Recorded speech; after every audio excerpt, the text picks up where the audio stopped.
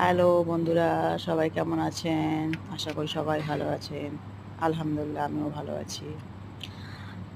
আমি এখন আমার বেবির সব বোতল ওয়াশ করছি। এখন বাজে রাত 10:30। কারণ সারাদিন ওর পিছনে আমার সময় চলে যায়, তাই অর্ধেক দিন টাইম হয় না। বেশিরভাগ দিন আমি রাত্রের বেলায় সব কাজ শেষে বাচ্চাটা ঘুমানোর পরে ওর বাকি কাজগুলো করি। কারণ ছোট বাচ্চা বুঝতেই পারছেন, সবসময় সাথে সাথে নিয়ে রাখতে হয়, এই জন্য হয়ে ওঠে না। তাই আমি অনেকগুলো বটল ইউজ করি, এই জন্য জমা করে রেখে দিই একসাথে ধরে।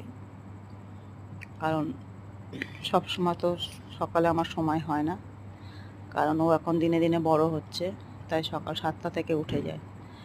আর ওকে নিয়ে আমার সবসময় থাকতে হয়।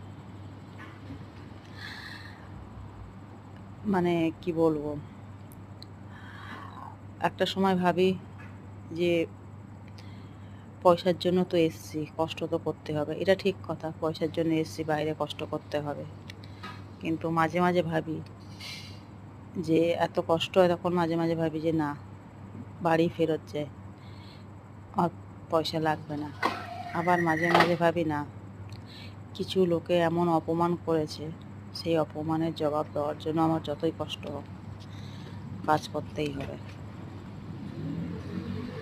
এখানে এমন কিছু মানুষ আছে, কিছু না, এমন একজন মানুষ আমাকে বলে গেছে যে আমার কোনো অকাত নেই, আমার পরিবারের কোনো অকাত নেই, কোনো যোগ্যতা নেই। সেই জন্য তাকে দেখানো দরকার যে আমার যোগ্যতা আছে কি না আছে, এই জন্য বাইরে এসেছি।